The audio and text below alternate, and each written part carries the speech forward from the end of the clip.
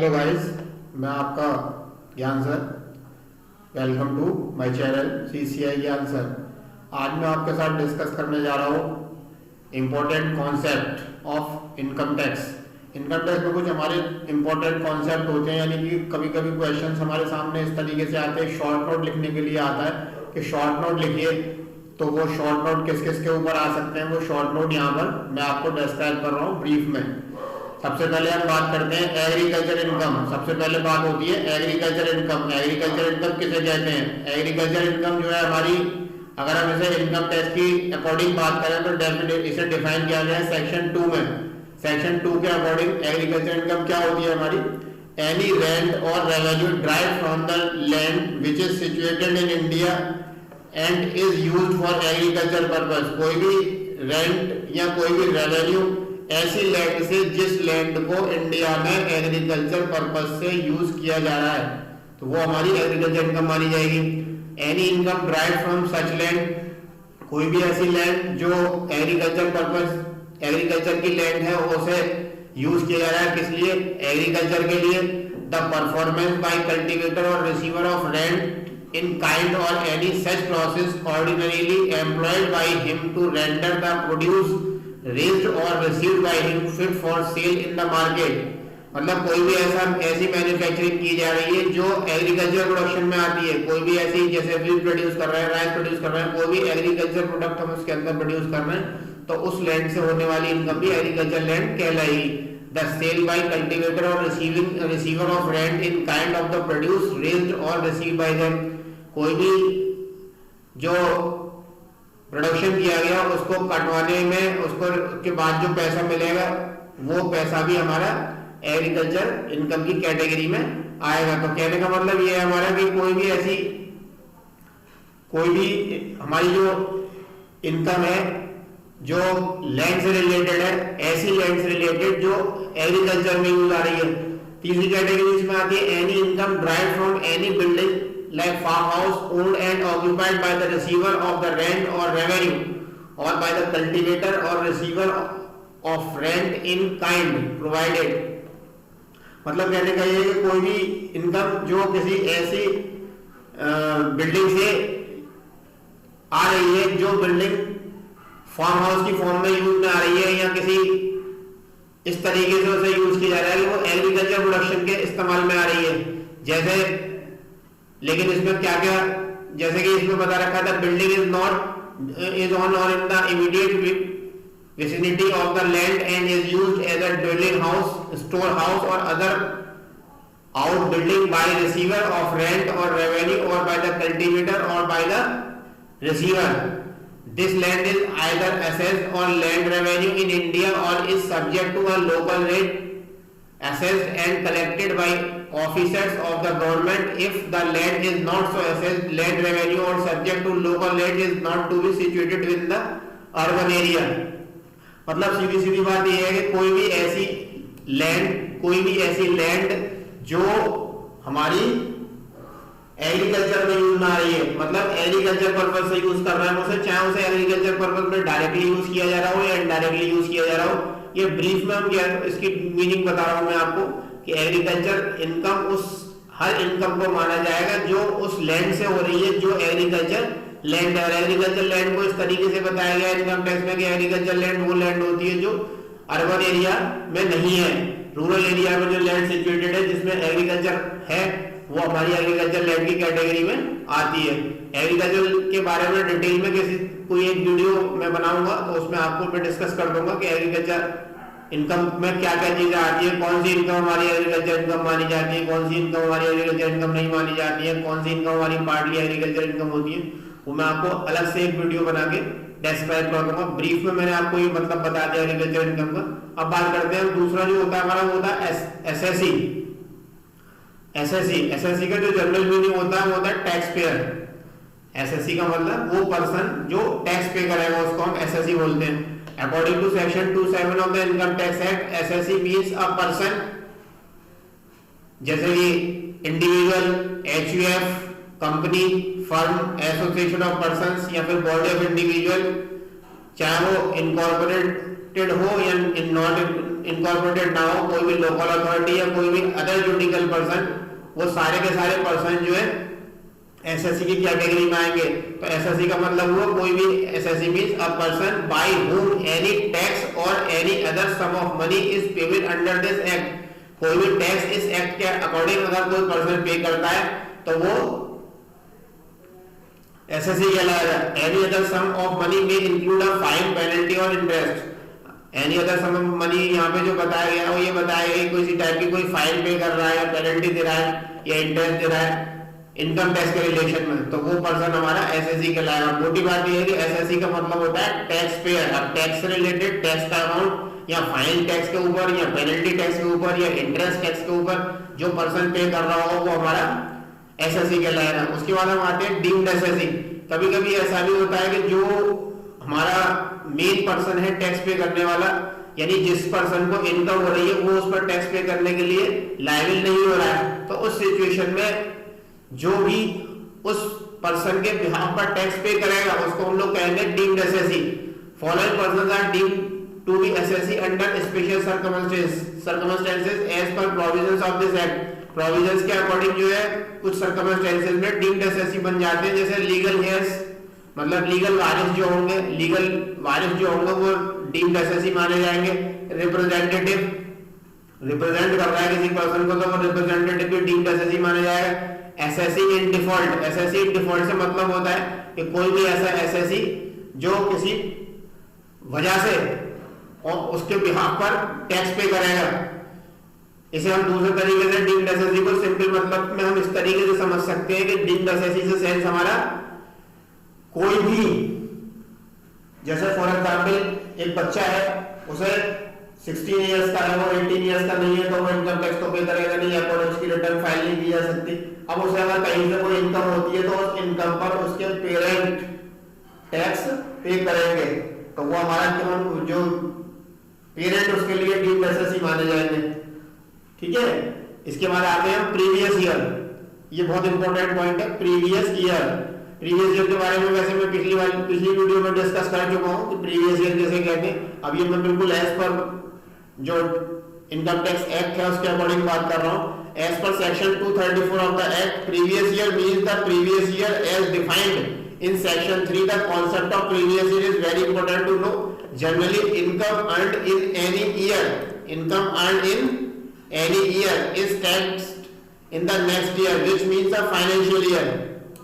The year in which the income is earned is termed as previous year, and in which such income is taxed is termed as assessment year। ये मैं पहले भी बता चुका हूँ कि जिस ईयर में इनकम अर्न की गई वो ईयर हमारा प्रीवियस ईयर कहलाएगा, और जिस ईयर में उस इनकम के ऊपर टैक्स कैलकुलेट किया जा रहा है या पे किया जा रहा है वो ईयर हमारा असेसमेंट ईयर कहलाएगा। According to section 3 of this act, previous year means the financial year immediately preceding the assessment year। Section 3 के अकॉर्डिंग वो ईयर जो असेसमेंट ईयर से जस्ट पिछला ईयर है उसे प्रीवियस ईयर कहा जाएगा। जैसे कि for the current assessment year, हमारा करंट असेसमेंट ईयर 2020-21 है तो इसके लिए प्रीवियस ईयर क्या होगा हमारा 2019-20। अगर हम बात करें कि ये कब से स्टार्ट होगा, 1 अप्रैल 2019 से स्टार्ट होगा, 31 मार्च 2020 में क्लोज होगा। Thus for every current financial year the immediately preceding financial year shall be the previous year। यानी कि जिस ईयर में हम इनकम अर्न कर रहे हैं वो हमारा प्रीवियस ईयर कहलाएगा। प्रीवियस ईयर के बाद जो हमारा अगला पॉइंट आता है, प्रीवियस ईयर के बाद वो आता है assessment year. Assessment year, assessment year according to section 29 of the income tax act, assessment year means the period of 12 months commencing on the first day of April every year। Thus a period beginning from the 1st April ending on 31st March next year is called an assessment year। किसी भी 1 अप्रैल से शुरू होकर अगले साल की 31st मार्च को जो ईयर क्लोज होगा वो हमारा असेसमेंट ईयर होगा। This is the financial year of the government। ये गवर्नमेंट का फाइनेंशियल ईयर होता है। The current financial year is an assessment year। Current financial year जो होता है वो हमारा असेसमेंट ईयर होता है। यानी दूसरे वर्ड में हम कह सकते हैं कि जिस ईयर में हम पर्सन की इनकम असेस कर रहे हैं या इनकम को कैलकुलेट कर रहे हैं उसके ऊपर टैक्स कैलकुलेट कर रहे हैं वो हमारा असेसमेंट ईयर कहलाता है। करंट फाइनेंशियल ईयर या असेसमेंट ईयर जो है वो हमारा कौन सा है इस टाइम 2020-21 पीरियड कब से स्टार्ट होता है इसका 1 अप्रैल 2020 से स्टार्ट होगा 31 मार्च 2021 में क्लोज होगा। ये हमारी बात हुई किसकी असेसमेंट ईयर की। अगर हम अगले पॉइंट की बात करें तो वो होती है हमारी इनकम। वैसे आपसे बताऊं मैं कि इनकम टैक्स में ऑफिशियली कहीं पर भी इनकम को डिफाइन नहीं किया गया है। इनकम को कहीं भी डिफाइन नहीं किया गया है इनकम टैक्स के अंदर। पूरे इनकम टैक्स एक्ट में इनकम इज नॉट डिफाइंड, लेकिन उसमें कहा क्या गया है income is the subject matter of income tax act. Any proceeding under the act whether it be in connection with tax refund or penalty etc is carried out in relation or to income. It is therefore necessary to understand the term income properly. क्योंकि subject matter है तो इसको समझना थोड़ा सा जरूरी होगा। The term income has not been defined, जो मैं भी बोल रहा था आपसे कि इनकम टैक्स एक्ट के अंदर कहीं पर भी इनकम को डिफाइन नहीं किया गया है। अब अगर हम बात करें कि डेफिनेशन क्या है इसकी, सेक्शन 224 के अकॉर्डिंग सेक्शन 224 क्या कहती है, as per section 224 inclusive is inclusive and not exclusive. This means that the income shall include not only those items which are specifically mentioned in this section but also include such items which can properly be called as income as per the interpretation of the section. Section 224 जो है हमारी उसमें हमें head wise बताया गया है कि ये आइटम्स जो है वो हमारे इनकम माने जाएंगे। इन चीजों को इनकम की कैटेगरी में रखा जाएगा। बहुत सारे पॉइंट है उनको मैंने यहाँ पे एक्सप्लेन नहीं किया क्योंकि मैं शॉर्ट नोट में बात कर रहा हूँ। तो इनकम में बहुत सारे आइटम्स हैं, मतलब कहने का ये कि ये सेक्शन ये कहते हैं कि किसी भी टाइप की कोई भी रिसीट किसी पर्सन को अगर होती है तो वो उसकी इनकम मानी जाएगी। वो कह रहे हैं कि कोई भी income properly called as income as per the interpretation of the section. मतलब सेक्शन में ऐसा कभी हो जाए कि वो चीज सेक्शन में एक्सप्लेन नहीं है तो वो अगर वो इनकम की कैटेगरी में आ रही है तो उसे इनकम इस सेक्शन के अकॉर्डिंग इनकम मान लिया जाएगा। इनकम के बाद अगला पॉइंट जो आता है हमारा वो आता है gross total income. Gross total income, gross total income, gross total income क्या होती है, जैसा कि इसके नाम से हमें पता चल रहा है कि ग्रॉस टोटल इनकम जो है वो हमारी an income is placed under any of the following 5 heads of income. किसी भी पर्सन के इनकम के 5 हेड होते हैं। कोई भी पर्सन 5 तरीके से इनकम अर्न कर सकता है, 5 तरीके से वो इनकम को अर्न कर सकता है। पहला होगा सैलरी, इनकम फ्रॉम सैलरी। दूसरा इनकम फ्रॉम हाउस प्रॉपर्टी, जो लोग जॉब में हैं उनसे उनको जो इनकम हो रही है वो सैलरी के अंदर आ गई। इनकम फ्रॉम हाउस प्रॉपर्टी, जो लोग हाउस प्रॉपर्टी यानी कि किसी के पास प्रॉपर्टी है उसने वो रेंट पे दे रखी है, उससे जो इनकम हो रही होगी वो इनकम फ्रॉम हाउस प्रॉपर्टी में आ जाएगी। Profit and gains of business और प्रोफेशन, अगर कोई पर्सन बिजनेस कर रहा है तो उसकी बिजनेस की इनकम, या कोई पर्सन प्रोफेशन कर रहा है तो उसके प्रोफेशन की इनकम इस तीसरे हेड के अंदर आ जाएगी। इनकम फ्रॉम कैपिटल गेन, अगर कोई पर्सन किसी प्रॉपर्टी को सेल आउट करता है, किसी प्रॉपर्टी को या किसी एसेट को सेल आउट करता है और उससे उसे कोई प्रॉफिट होता है तो वो कैपिटल गेन की हेड के अंदर आएगा। इन 4 के अलावा अगर कोई पर्सन किसी भी तरीके से कोई इनकम अर्न करता है तो वो इनकम फ्रॉम अदर सोर्सेज के अंदर टैक्सेबल होगी। तो इस तरीके से 5 हमारे हेड हैं इनकम के, जो इनकम टैक्स में बताया गया कि एक पर्सन इन 5 हेड्स के अंदर इनकम अर्न कर सकता है। इन 5 हेड का जब हम सम कर देते हैं तो वो सम हमारा कहलाता है ग्रॉस टोटल इनकम। 5 हेड की इनकम को अगर हम जोड़ देते हैं तो वो हमारा कहलाता है gross total income. Taxable income of each head is computed by aggregating the income falling under the head as per provisions of the Act and deducting there from the deductions of the concerned head allowed under the Act. Taxable income of one head is called as a net taxable income of the head. Net taxable income of all the heads are aggregated. The aggregated amount of the net taxable income of all the heads is called gross total income. Her head की net taxable income निकाली जाती है और उस net taxable income को जब अलग अलग निकाल जाता है फिर उन 5 हेड का टोटल कर दिया जाता है। तो 5 हेड का जो एग्रीगेट अमाउंट होता है that is known as gross total income. तो ये हमारी ग्रॉस टोटल इनकम कहलाएगी। ग्रॉस टोटल इनकम के बाद आते हैं अगला पॉइंट आता है हमारा टोटल इनकम। टोटल इनकम क्या होती है? Total income as per section 245 of the income tax act 1961 means the total income as referred to in section 5 computed in the manner laid down in this act. total income the assessee is computed headwise keeping in view his residential status and allowing all deductions he is entitled to under section 80. This is the income on which income tax liability is determined. In simple words, it is called as taxable income or total income. मतलब हमने gross total income निकाली, gross total income में निकालने के बाद जो भी हमारी डिडक्शंस हम दे रहे हैं या जो छूट हम किसी भी पर्सन को दे रहे हैं उन सारी डिडक्शंस को और छूट को माइनस करने के बाद जो हमारे पास इनकम बच के आती है वो इनकम हमारी कहलाती है टोटल इनकम। तो टोटल इनकम को अगर हम फॉर्मूले की फॉर्म में जाएं तो टोटल इनकम होती है total of the taxable income from all the heads of income minus deduction under section 80, या दूसरे वर्ड्स में कह सकते हैं gross total income minus deduction under section 80। ये हमारी हुई टोटल इनकम। टोटल इनकम के बाद अगर हम बात करें तो अगली जो हमारी इनकम होती है वो होती है कैजुअल इनकम। कैजुअल इनकम अक्सर इस पर क्वेश्चन पूछा जाता है कि कैजुअल इनकम कौन सी होती है। Any receipt which is of casual and non recurring nature is casual income. कोई भी कैजुअल नेचर की इनकम, कैजुअल इनकम मतलब होता है accidentally. In other words casual income is that income the receipt of which is accidental and without any stipulation. Without any stipulation अगर आपको कोई accidentally कोई इनकम अगर हो जाती है तो वो इनकम हमारी कैजुअल इनकम की कैटेगरी में आएगी। It is the nature of unexpected windfall, जैसे कि winning from lottery, crossword puzzle से इनकम, कार्ड गेम से इनकम, इसके हॉर्स रेस से इनकम, ये सब गैम्बलिंग से इनकम, बैटिंग से इनकम। इसके अलावा इसी टाइप की जो नेचर कैजुअल इनकम सब वो इस टाइप की इनकम सारी की सारी इनकम हमारी कैजुअल इनकम की कैटेगरी में आएंगी। Receipts even from habitual betting are non-recurring receipts and accessible as casual income। ये इसी को आगे बढ़ा दिया हम लोगों ने कि कैजुअल इनकम। तो कैजुअल इनकम का मतलब हुआ कि कोई भी ऐसी इनकम जो विंडफॉल नेचर की है। विंडफॉल नेचर से मतलब हमारा होता है अनएक्सपेक्टेड है, जो सर्टेन नहीं है। तो ये हमारे शॉर्ट नोट हुए। ये शॉर्ट नोट मैंने आपको बताया, इनके ऊपर क्वेश्चन अक्सर पूछ लिया जाता है कि डिस्क्राइब करिए, शॉर्ट नोट लिखिए कैजुअल इनकम के ऊपर, टोटल इनकम के ऊपर, ग्रॉस टोटल इनकम के ऊपर, एग्रीकल्चर इनकम के ऊपर। तो एग्रीकल्चर इनकम के बारे में मैं आपको फिर किसी लेक्चर के अंदर मैं पूरा डिटेल में डिस्क्राइब करूंगा। अभी तो मैंने थोड़ा सा ब्रीफ में यहाँ पे बता दिया क्योंकि एग्रीकल्चर इनकम हमारे लिए बहुत ही इंपॉर्टेंट टॉपिक है, उसके ऊपर अलग से क्वेश्चन भी बन के आ जाता है हमारे यहाँ पे। तो ये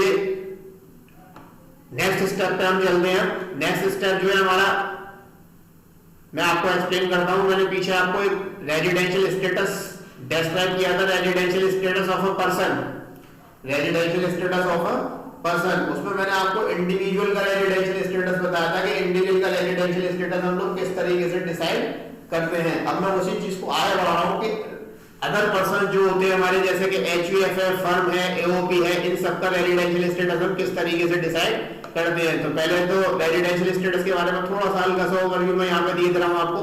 रेजिडेंशियल स्टेटस में an Indian may be non resident and the foreigner may be resident in India for income tax purpose. Income tax purpose से कोई भी इंडियन जो है वो नॉन रेजिडेंट हो सकता है, कोई भी फॉरेनर जो है वो रेजिडेंट हो सकता है। नॉर्मली हम समझते हैं कि कोई भी इंडियन जो रेजिडेंट होगा, बाहर का होगा तो नॉन रेजिडेंट होगा, नहीं, ऐसा नहीं है। इनकम टैक्स के पॉइंट ऑफ व्यू से कोई भी पर्सन जो इंडियन है वो हो सकता है कि नॉन रेजिडेंट हो, और कोई भी पर्सन जो फॉरेनर है हो सकता है कि वो रेजिडेंट हो। उसके लिए हम लोग कंडीशंस के अकॉर्डिंग डिसाइड करते हैं, जो हम लोग पढ़ चुके हैं पहले कि उसके प्रीवियस ईयर के रेजिडेंस के बेस पर ये डिसाइड किया जाता है। रेजिडेंस के टाइप मैंने आपको पहले ही बताए थे, फिर उसको एक्सप्लेन कर देते हैं। टाइप्स ऑफ रेजिडेंट, रेजिडेंट जो है वो 3 कैटेगरी के होते हैं हमारे।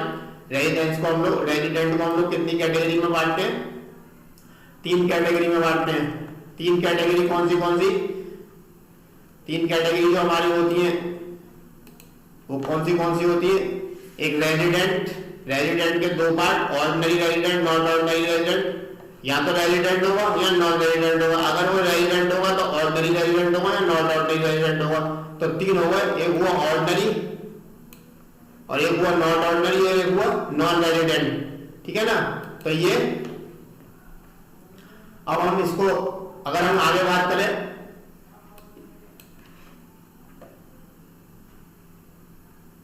काइंड्स ऑफ एसएससी जो होंगे हमारे कितने तरीके के होंगे? इंडिविजुअल्स, मैं पहले भी बता चुका हूं आपको, Hindu undivided family, HUF, firm and AOP जिसे बॉडी ऑफ इंडिविजुअल भी कहा जाता है, कंपनी, अदर ज्यूरिडिकल पर्सन।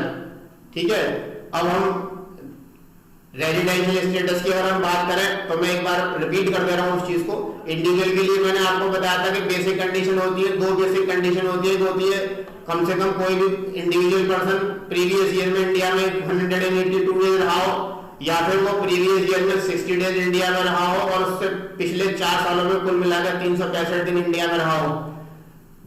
दो एडिशनल कंडीशन मैंने बताई थी कि कोई भी ऐसा पर्सन जो पिछले 10 सालों में प्रीवियस ईयर से प्रीसीडिंग 10 ईयर्स में से किन्हीं भी 2 साल में वो एज अ रेजिडेंट इंडिया में रहा हो, एज अ रेजिडेंट इंडिया में रहा हो।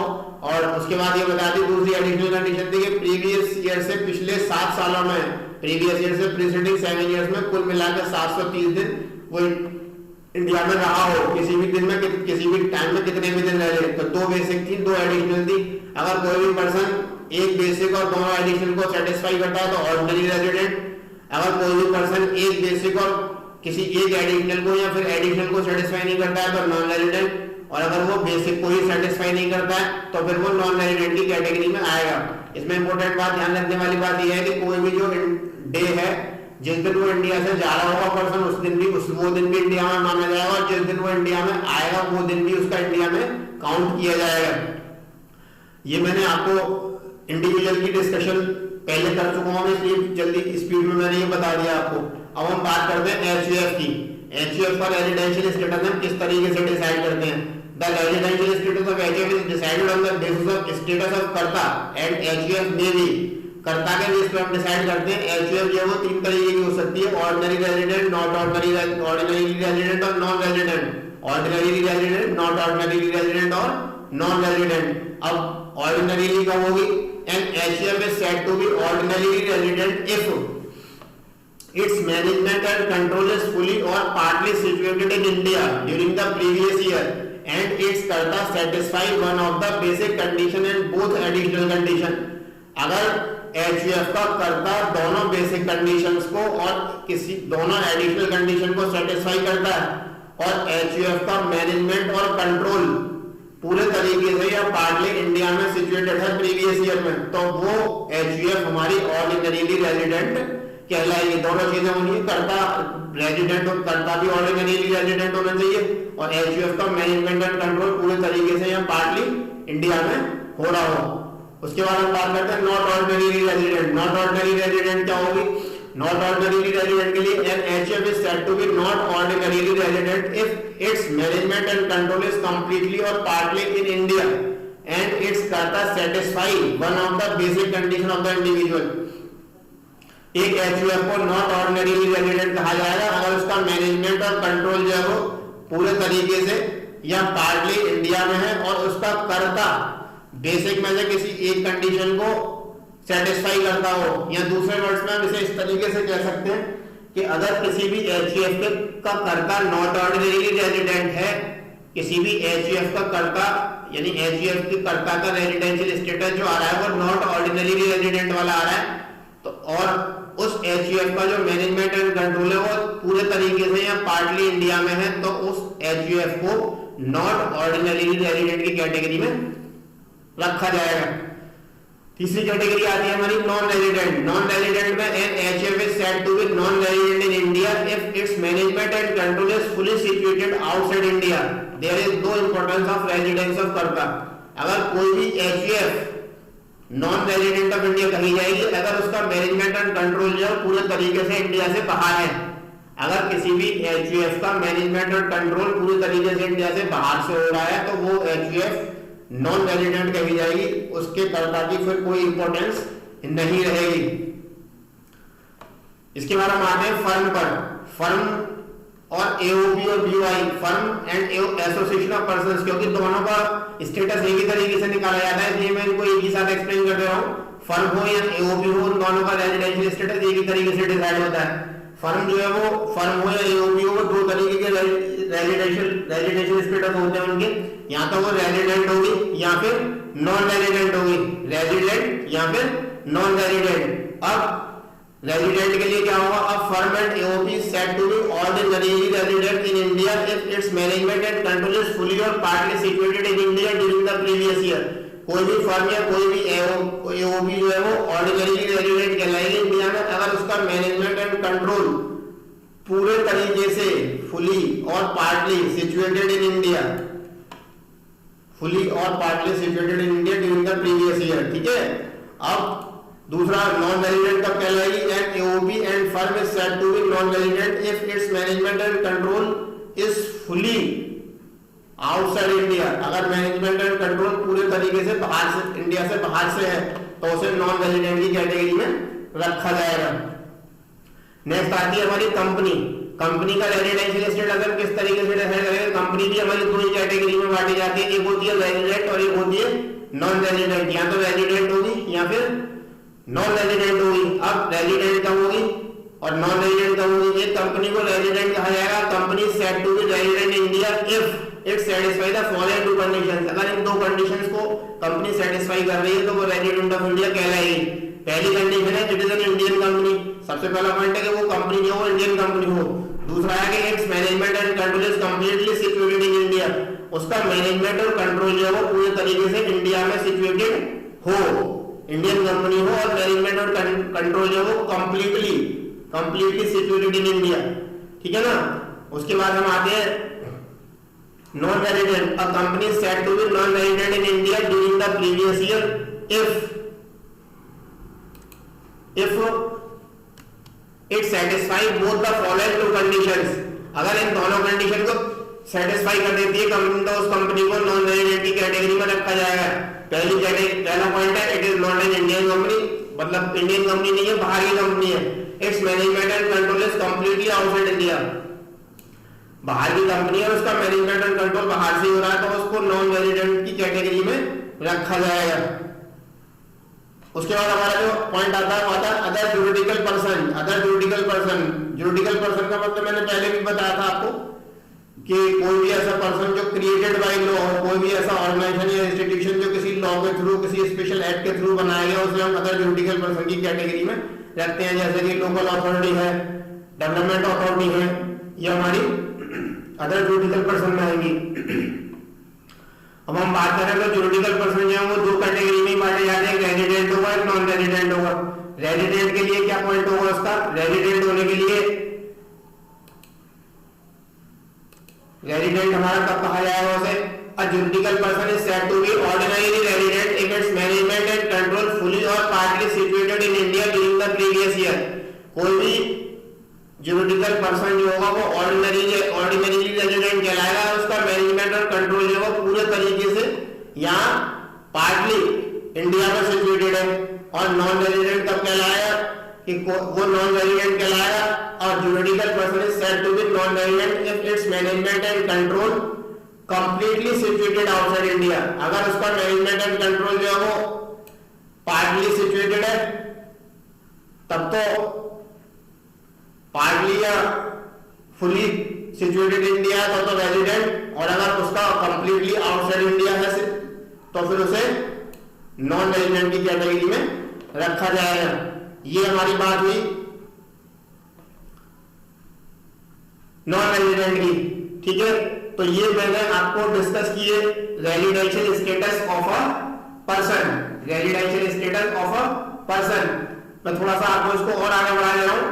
टोटल इनकम के बारे में मैंने आपको पहले डिस्कशन किया था, डिस्कस किया था कि एक पर्सन की जो टोटल इनकम है उसको हम किस तरीके से निकालेंगे, उसको मैंने पॉइंट वाइज बताया था।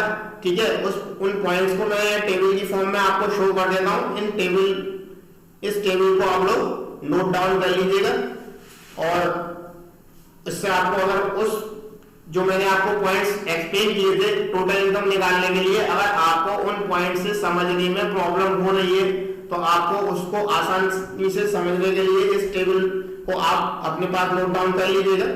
इससे आपको ये आसानी रहेगी कौन सी इनकम किस सिचुएशन में टैक्सेबल होगी, कौन सी इनकम किस सिचुएशन में नॉन टैक्सेबल होगी। ये सारे पॉइंट मैं आपको पिछली वीडियो में डिस्कस कर चुका हूं। अब इनको मैं रिटन में आपको नोट्स की फॉर्म में प्रोवाइड करा दे रहा हूं, तो इसको आप लोग नोट डाउन कर लीजिएगा। ठीक है, अगला है तो ये पॉइंट हमारे हैं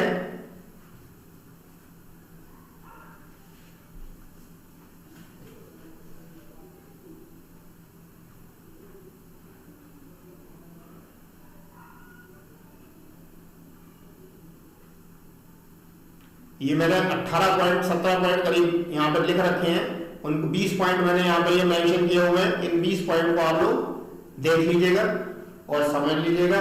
अगर आपको कोई इनमें दिक्कत हो तो मुझे बताइएगा, मैं इनको अभी न्यूमेरिकल क्वेश्चंस जब आपके साथ करूंगा, न्यूमेरिकल क्वेश्चंस मैं आपको करवाऊंगा इनके, इस टॉपिक के न्यूमेरिकल क्वेश्चंस जब मैं आपको कराऊंगा कि रेजिडेंशियल स्टेटस कैसे निकालना है हमें, टोटल इनकम हमें एक पर्सन की किस तरीके से निकालनी है, तो उसमें आपको ये पॉइंट्स बहुत ज्यादा हेल्प करेंगे। थियोरेटिकली आप इनको याद रख सकते हैं। ये पॉइंट मैंने बना दिए हैं आपके 20। इनकम हमारी और कम हो सकती है, लेकिन ये मैंने ब्रीफ में जो नॉर्मली यूज में आते हैं ज्यादा क्वेश्चंस में पॉइंट, उनको मैंने शॉर्ट में एक टेबुलर फॉर्म में प्रेजेंट कर दिया है। तो नेक्स्ट वीडियो में आपसे मुलाकात होगी, तब तक के लिए गुड बाय। मिलते हैं नेक्स्ट वीडियो में नए किसी न्यू टॉपिक के साथ। Okay, thank you.